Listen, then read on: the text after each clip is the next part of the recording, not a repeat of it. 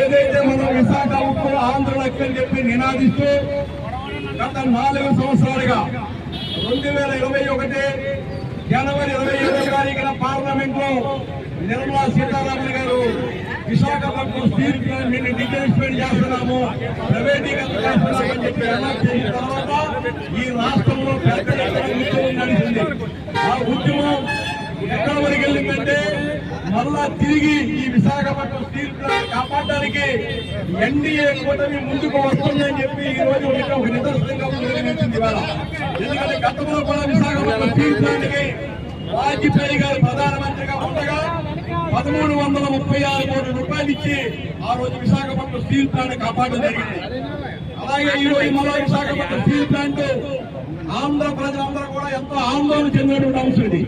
Sentiment తో కూడుకున్నటువంటి Visakhapatnam steel plant ని రక్షించాలని చెప్పి మరి విశాఖపట్నంలో ఉన్నటువంటి ప్రజలే కాకుండా విశాఖపట్నం స్టీల్ ప్లాంట్ లో కానీ కాంట్రాక్టర్లు కానీ అధికారులు కానీ అందరూ కూడా పెద్ద ఎత్తున సుమారు 4 సంవత్సరాలుగా నిరంతర పోరాట ఫలితం ఈ రోజు మరి నరేంద్ర మోడీ గారి నాయకత్వంలో ఉన్నటువంటి కేంద్రంలో ఉన్నటువంటి 7 నెలల ముందు ఏర్పడినటువంటి మరి చంద్రబాబు నాయుడు, పవన్ కళ్యాణ్ గారి డిప్యూటీ చీఫ్ బీజేపీ ఆశిస్తుందో మళ్ళా ఆ రోజు ఎన్నికల సందర్భంలో చెప్పినటువంటి అంశాన్ని నిజం చేస్తూ మరి నిన్న కేబినెట్ మీటింగ్ లో మరి వాళ్ళందరూ కూడా ఇవాళ కార్మిక వర్గం అందరూ కూడా ఆనందించే విధంగా సుమారు 10,300 కోట్ల రూపాయలు ఈక్విటీగా 1,140 కోట్ల రూపాయలు షేర్ క్యాపిటల్ కంటే సుమారు 11,440 కోట్ల రూపాయలు ఈ రోజు పెద్ద ఎత్తున ప్యాకేజ్ అనౌన్స్ చేసి మేము ఆంధ్ర ప్రజలకి విశాఖపట్నం స్టీల్ ప్లాంట్ కార్మికులు కూడా మేము భరోసాగా ఉంటామని చెప్పి ఇవాళ ఎన్డీఏ ప్రభుత్వం అనౌన్స్ చేసినందుకు ముఖ్యంగా ప్రధానమంత్రి నరేంద్ర మోడీ గారికి కానీ రాష్ట్ర ముఖ్యమంత్రి చంద్రబాబు నాయుడు గారికి, ఉప ముఖ్యమంత్రి పవన్ కళ్యాణ్ గారికి ఈ ఆంధ్ర ప్రజలందరూ కూడా శుభాకాంక్షలు, ధన్యవాదాలు కూడా తెలియజేస్తాం. ఎందుకంటే ఇవాళ కార్మికులందరూ ఎంతో ఆందోళన చెందారు. ఇంకా చాలా సమస్యలు ఉండొచ్చు.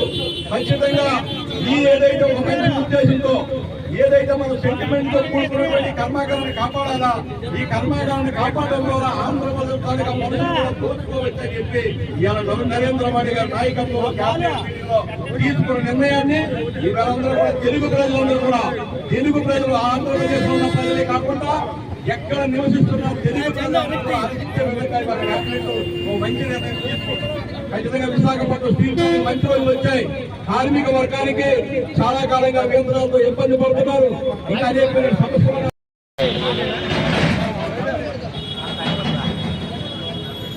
అందరికీ నమస్కారం అండి. ఈరోజు మన భారతదేశ చరిత్రలో మరి ముఖ్యంగా మన ఆంధ్రప్రదేశ్, మన విశాఖపట్నం జిల్లాలో ఒక శుభదినం. ఎన్నో ఏళ్లుగా ఎదుర్కొన్నటువంటి విశాఖ ఉక్కు కర్మాగారానికి నేడు కేంద్ర రైల్వే శాఖ మంత్రి శ్రీ అశ్విని వైష్ణవ్ గారు మధ్యాహ్నమే విశాఖ స్టీల్ ప్లాంట్ కి పునరుద్ధరణ కోసం 11,440 కోట్లు కేటాయిస్తున్నట్లు ఢిల్లీలో ప్రకటించారు. నిన్న దేశ ప్రధాని శ్రీ నరేంద్ర మోదీ గారి నాయకత్వంలో క్యాబినెట్ కూడా ఆమోదించింది.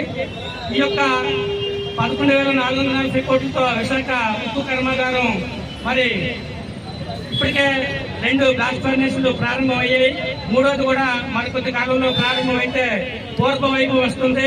ఎన్నో వేల కోట్లు టర్నోవర్ జరుగుతుంది. మనందరికీ తెలుసు, విశాఖ స్టీల్ ప్లాంట్ లేకపోతే విశాఖ జిల్లానే లేదు.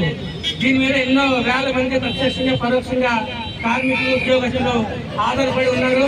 కాబట్టి మన కూటమి అధికారంలోకి వచ్చిన 6 నెలల్లోనే మన గౌరవ ఎమ్మెల్యే శ్రీ పల్లవి శ్రీనివాసరావు గారు, మన ఎంపీ గారు శ్రీభర్త్ గారు, మన డిప్యూటీ సీఎం గారు శ్రీ పవన్ కళ్యాణ్ గారు, మన సీఎం గారు శ్రీ నారా చంద్రబాబు నాయుడు గారు, మా బీజేపీ రాష్ట్ర అధ్యక్షుడు శ్రీమతి పురంధరేశ్వరి గారు, గతంలో గౌరవ ఎంపీ శ్రీ జీవన్ నరసింహరావు గారు అందరి కృషితో మనం 3.5 ఏళ్లుగా కేంద్ర ప్రభుత్వానికి తెలియజేస్తున్నాం. మరి గతంలో వైసీపీ ప్రభుత్వం పెడతామని పెట్టడంతో అది కేంద్ర ప్రభుత్వం దృష్టికి రాలేదు.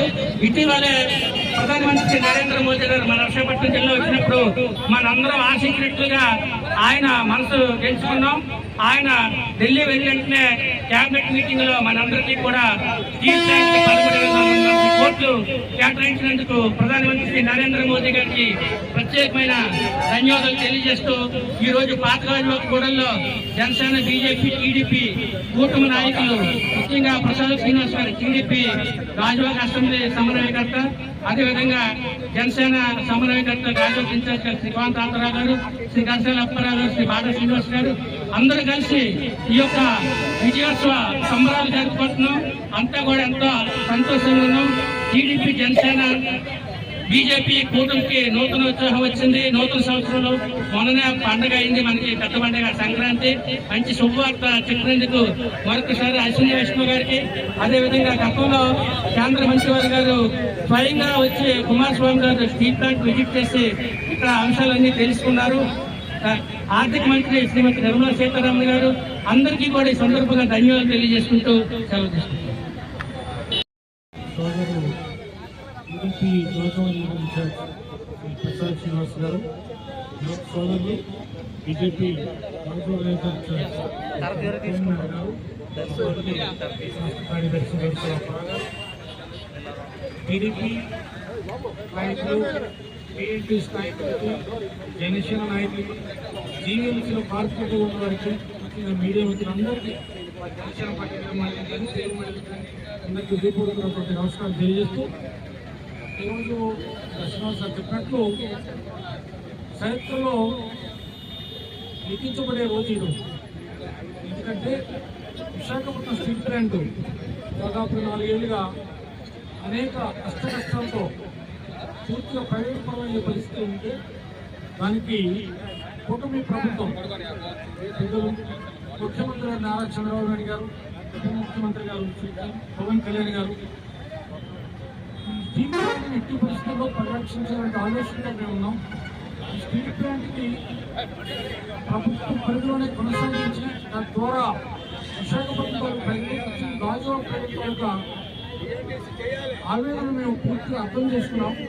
దీన్ని గౌరవ ప్రధానమంత్రిగా నరేంద్ర మోదీ గారు తీసుకెళ్లి వాటిని పూర్తిగా ఒప్పించి మెప్పించి ఇది ప్రభుత్వ రంగంలోనే కొనసాగాల అనే విధంగా నిన్న కేబినెట్ మీటింగ్లో ఆర్థిక వ్యవహారాల కమిటీలు నిన్న నిర్ణయం తీసుకోవడం అందరం హర్షించదగ్గ విషయం.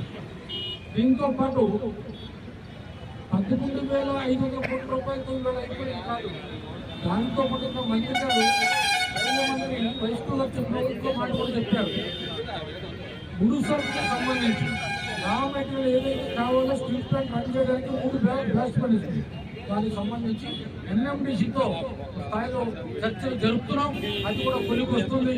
ఇది కేవలం ప్యాకేజ్ ఇచ్చిన పూర్తి స్థాయిలో భారతదేశంలోనే RINL దానికి ప్రత్యేకమైన గుర్తింపు వచ్చినట్టు స్టీల్ ప్లాంట్ ఆదుకుంటామని చెప్పారు.